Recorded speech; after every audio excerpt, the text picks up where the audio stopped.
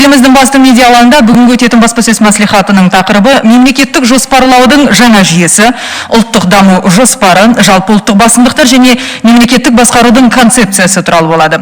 Еліміздің басты медиаларына келген спикерлермен таныс болыңыздар. Келімбетов Қайрат Нематұлы, Қазақстан Республикасының стратегиялық жоспарлау және реформалау агенттігінің төрағасы. Ерғалиев Әсет Арманұлы, Қазақстан Республикасы ұлттық экономика министрі.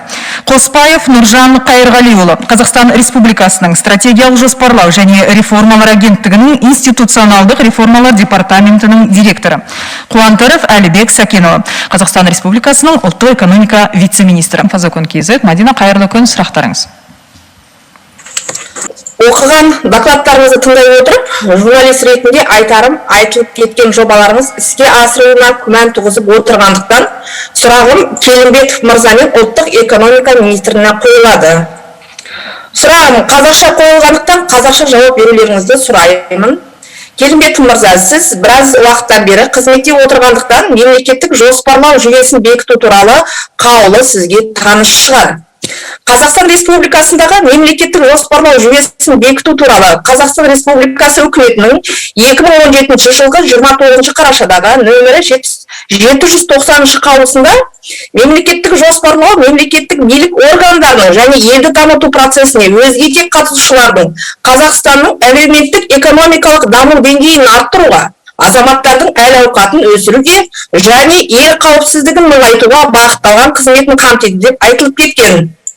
Бүгінгі күнде әлеуметтік экономикалық даму деңгейіміздің артудың орнына төмендеп бара жатқанымыз, азаматтардың әл-ауқаты өсудің орнына елімізде кедейшіліктің санының артуы, ел қауіпсіздігін нығайтудың орнына азаматтарымызға қауіптің төніп тұрғаны. Осы айтылып кеткен бүгінгі таңдағы проблемалардың шешіміне не себеп деп ойлайсыздар? Сұрақ түсінікті болды ма? Қайрат Нематұлы. Менің ойымша, негізгі жалпы экономикалық проблемамыз бар, өйткені ол пандемияның негізгі әсері. Бірақ та менің ойымша, осы Қазақстан экономиканың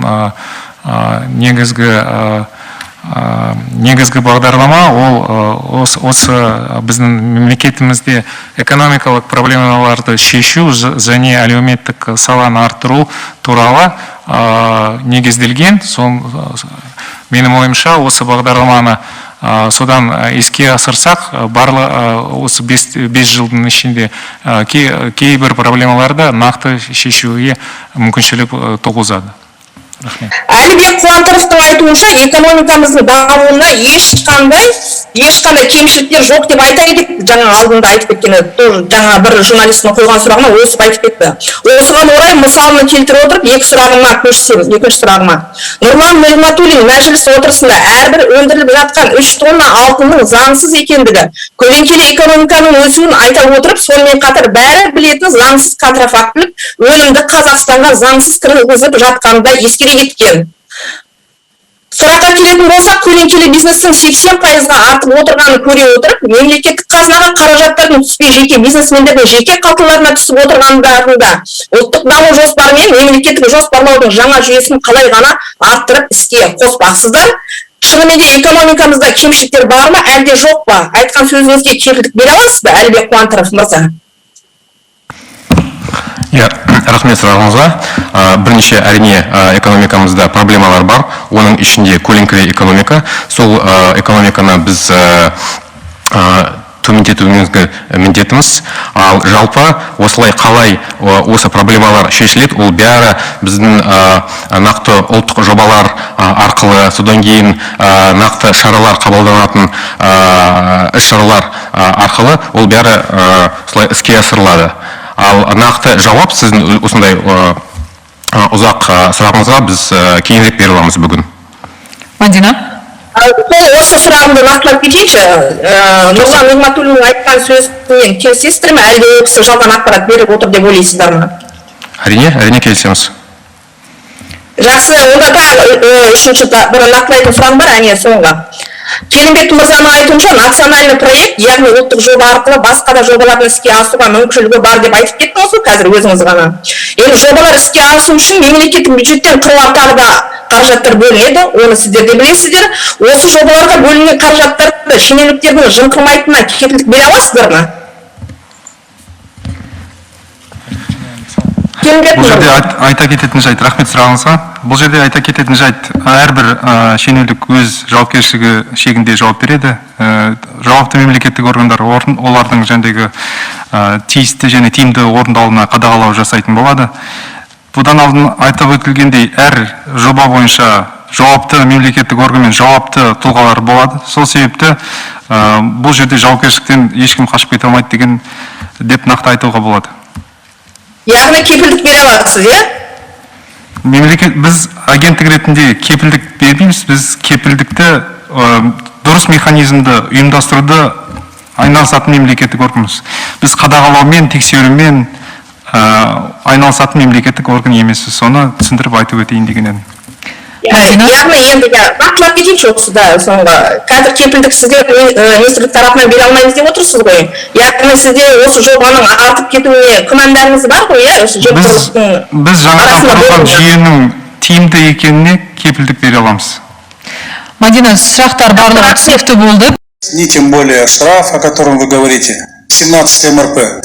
Потому что само хищение, незаконная скупка, реализация золота и золотосодержащего сырья приносит им огромную прибыль. Незаконных старателей, как показывает практика, штрафами не запугать. По оценке экспертов, на каждые 3 тонны легально добытого у нас золота приходится 1 тонна добытого нелегально. Қайрат Келімбетовтің жеке ойынша қазіргі уақыттағы экономикамыздың дамуына пандемияның әсері тиюде екенін айта отырып, 5 жыл ішінде экономикамыз дамиды деп сөзін бере кетті. Ал ұлттық экономиканың вице-министрі Қуантаров мырза болса, экономикамызда еш кемшіліктер жоқ екендігін айта кетті. Әлеуметтік желіні ақтара отырып, Нұр-Сұлтан қаласындағы Әсем базарының артында азаматтарымыз ақша таба алмай үйдегі заттарын сатуға алып шыққанын көре кеттік. Бірнеше заттары бар азаматша 2000 теңгеге ғана бар заттарын сатып отырғанын да байқадық. 6 баласы бар ана бала шағасына қаражат таппай осындай әурешілікке түскенін де айта кетті. Бұл бір ғана видео материалымыз. Бәрін сатып алсақ қанша өресі апа? Бәрін сатып алсақ осы. 2000 теңгеге 2000 теңге өресі? Істедік апа, жағдайыңыз жайлы. 6 балаңыз бар? Алды нешеден? 14-те алды? Кішкентайым, 4 айлық. Ұлттық экономикамызға қойылған сұрақтан кейін жауапты да жедел түрде алдық. Ұлттық экономикамыздың берген жауабында 2025 жылға қарай көлеңкелі экономика деңгейін 15%-ға ғана төмендету міндеті қойылғанын айта кетті.